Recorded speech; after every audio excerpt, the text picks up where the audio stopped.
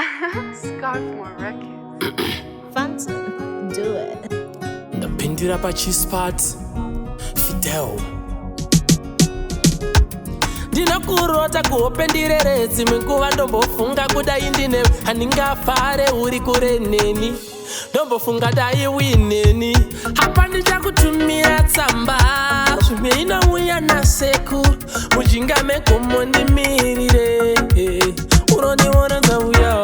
ndouya usanetseka nebepi ndouya ndiri kumushando kutsvaga mira pachiteshi mangwana ndouya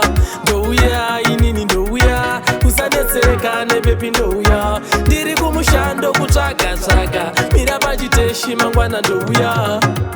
maziso angu ava chisipiti misodzi nyongwayerera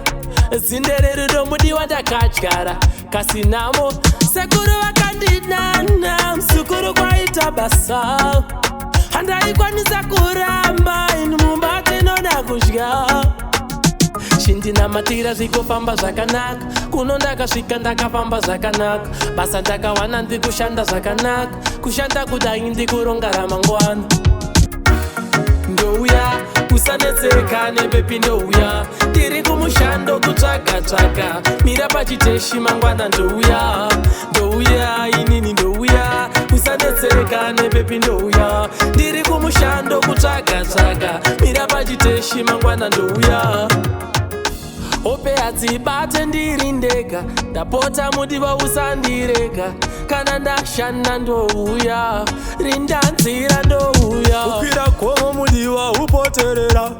kana tawana tichapemberera namo wakandiisa kure newe ndombochema dai ndinewe hapa ndichakutumira tsamba zvimwe inouya nasekuru mujinga megomo ndimirire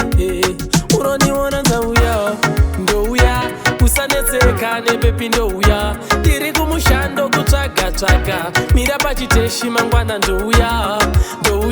inini ndouya usanetseka nebepi ndouya ndiri kumushando kutsvaga mira pachiteshi mangwana ndouya